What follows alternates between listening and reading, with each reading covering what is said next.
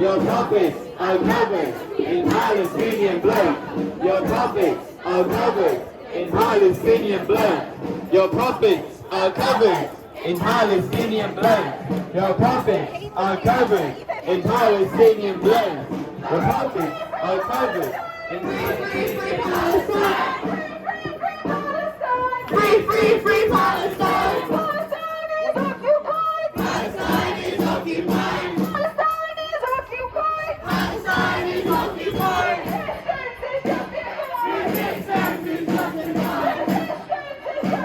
Resistance is justified. Israel for genocide.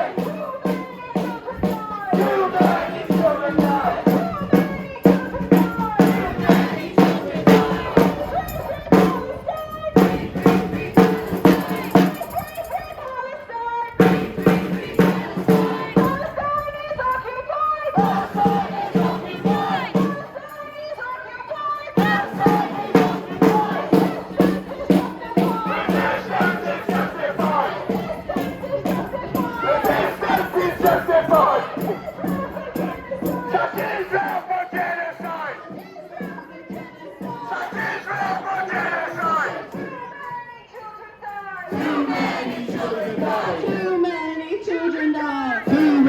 Children die. While your shopping bombs are dropping. While your shopping bombs are dropping. While your shopping bombs are dropping. While your shopping bombs are dropping. While your shopping bombs are dropping. While your shopping bombs are dropping. Stop bombing Gaza!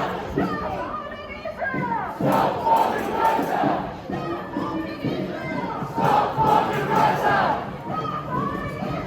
Stop bombing Gaza!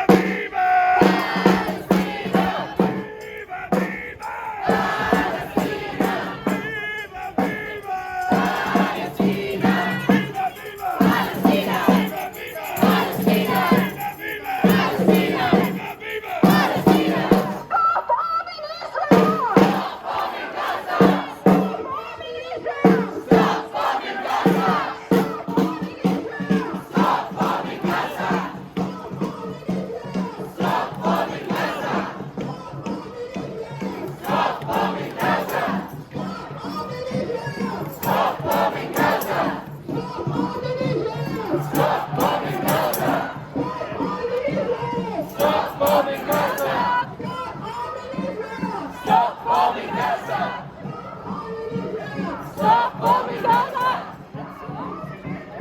Stop bombing Gaza! Stop bombing Gaza! Stop bombing Gaza!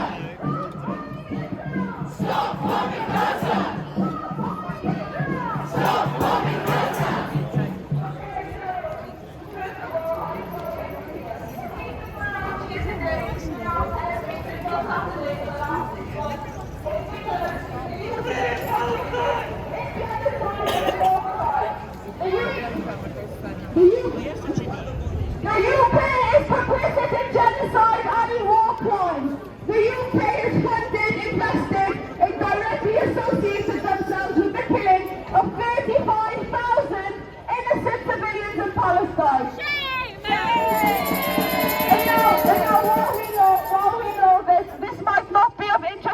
one because people are inherently, well, people at least we know, tend to not care about Palestinians because they're brown-skinned. We only care about white people, it seems. The world will only look when we're talking about white people, it seems. But on that note, 8 workers were killed in Palestine, a few of which were actually British. And ironically, the weapons that were used to kill the British aid workers were made on British soil.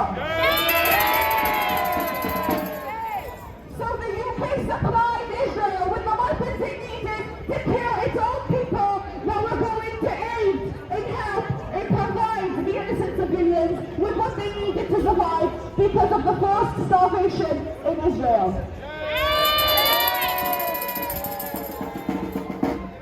So we will keep coming out, and we will not stop, and we will shut down the arms factory in Bristol, that's being the Albert factory, in BAE Systems, which is in Wales. We will not stop until the UK stops using our tax money to kill people on foreign land.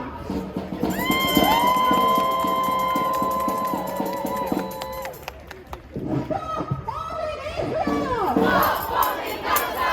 Stop bombing Israel! Stop bombing Gaza! Stop bombing Israel! Stop bombing Gaza! Stop bombing Israel! Stop bombing Gaza! Stop bombing Israel! Stop bombing Gaza!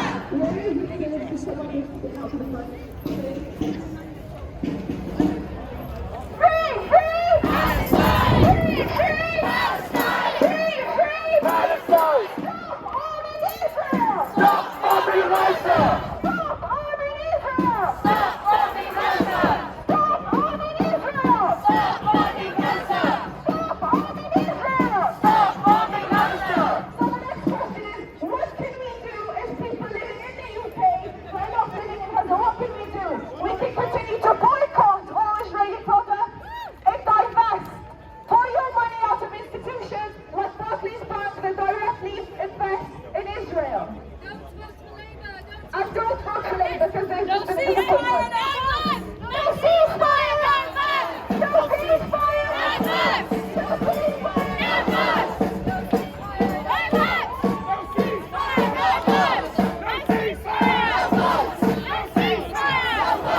Alright. So we're going to repeat the same thing, but it's important.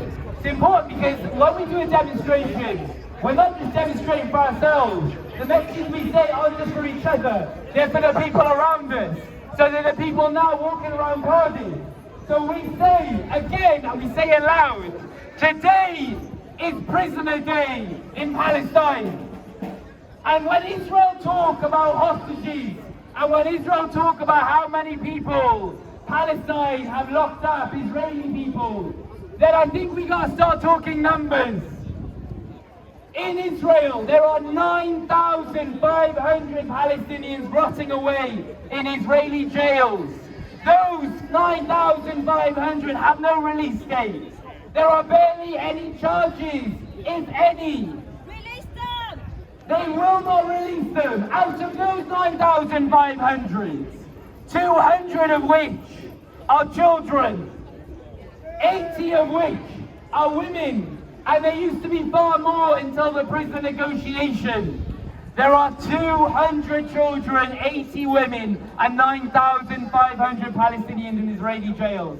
There are 17 Palestinian members of Israeli parliament rotting away in Israeli jails.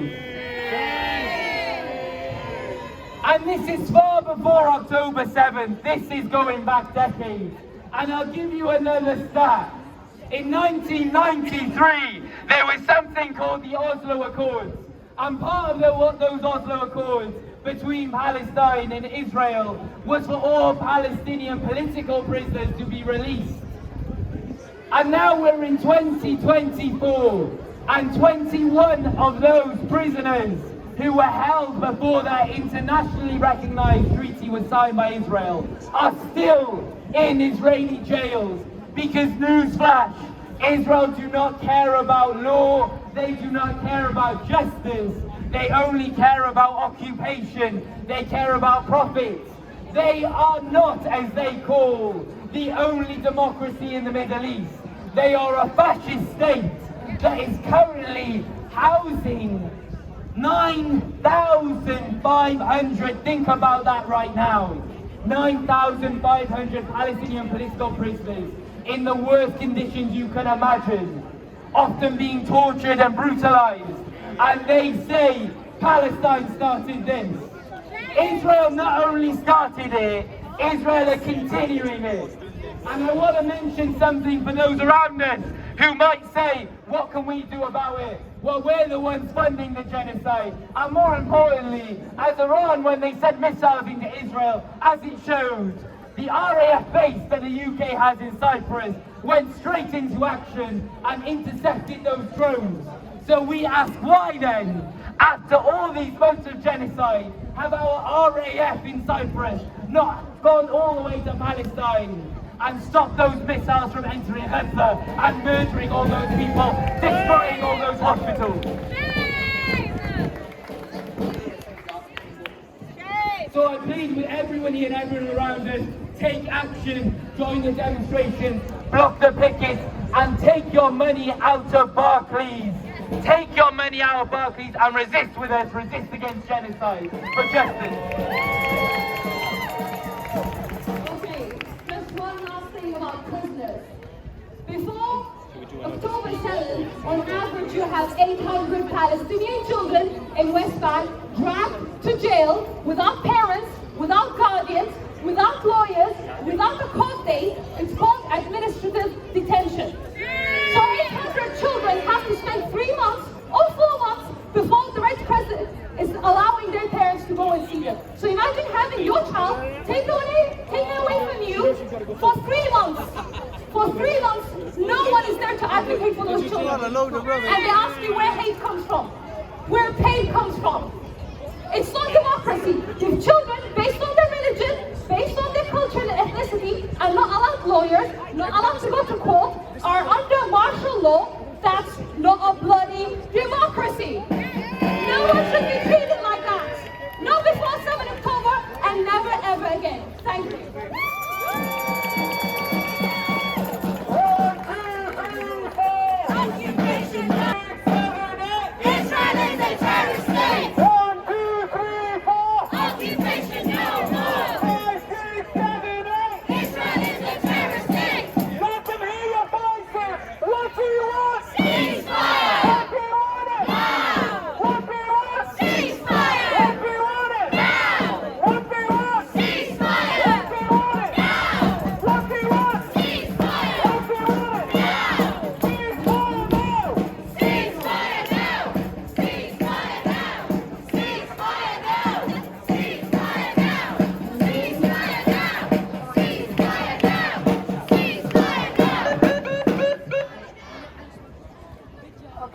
Hello everyone. I've just been asked to come forward and say something, so I'm wholly unprepared, but I'll do my best. Right. I thought I'd either talk about 2, what shall I call them, he-devils, or 3 she-devils. So I think I'll stick to the 2 he-devils today and leave the others for another time. So the first he-devil is our one and only unelected Foreign Secretary, Lord Cameron.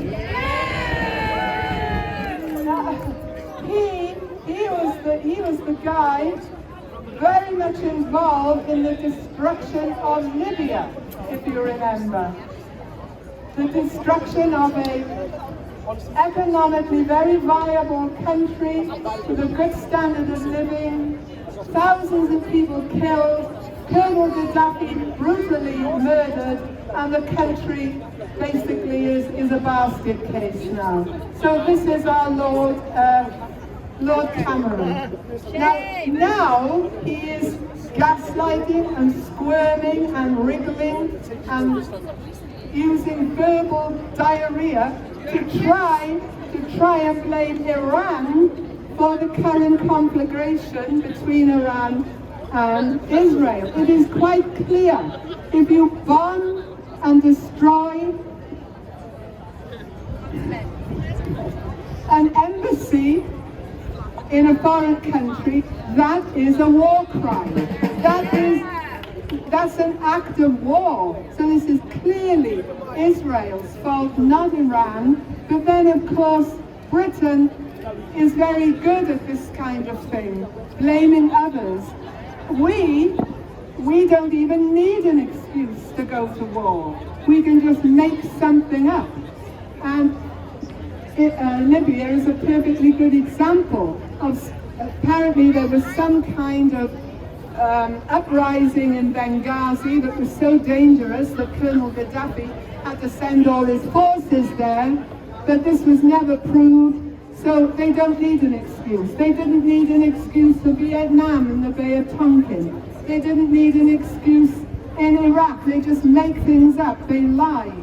So for them to talk about democracy is absolutely outrageous. For Lord Cameron to talk about democracy in Libya is absolutely outrageous. I can remember him standing there saying, "We will watch you as you build your democracy." And yet, they try and make out that we are undemocratic, that our marches are undemocratic. And that's simply just outrageous. The whole thing is outrageous. So, David Cameron, shame on you. So, David Cameron, shame on you. Shame on you! No, well, just briefly, the other good friend of ours who I've spoken about. What? Or am I talking too long? We have to go. Oh, right. Oh, very quickly then.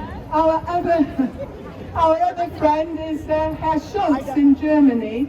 And I must just say, the scenes of the German police dragging away Jewish activists, peaceful Jewish activists, from a meeting for Palestine was so shocking, and I thought, my goodness, are we going back to the 1930s here? They also banned, I understand, Yanis Varoufakis from speaking, and it's clear to me that they're not concerned, the German government, not the people, are not concerned about ordinary Jewish people. It's the Israelis they want to support, the Zionists they want to support. If you like, I'll call them the Nazis. So yes, it was quite shocking. I just wanted to say something in German actually. My mother was German, and she would turn over in her grave at this. I've got a message for Herr Schulz, for Mr. Schulz. Herr Schulz, listen, I'm sure you'll all know what I'm saying.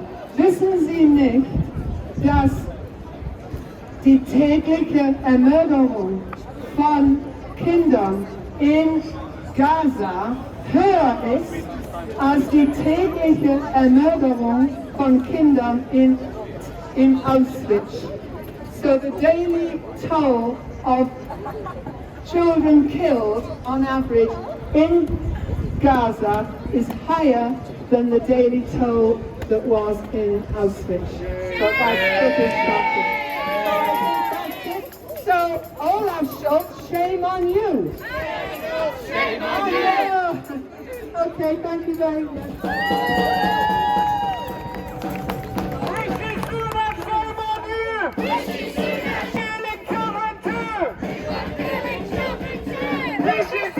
Shame on you!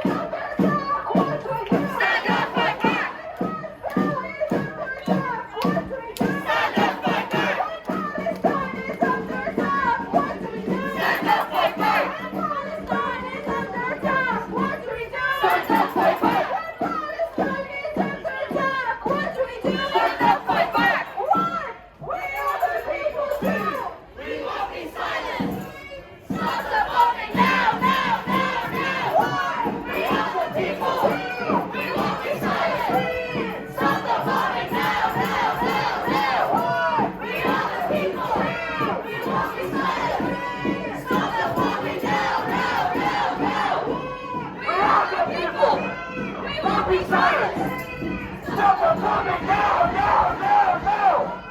We are the people. We walk inside.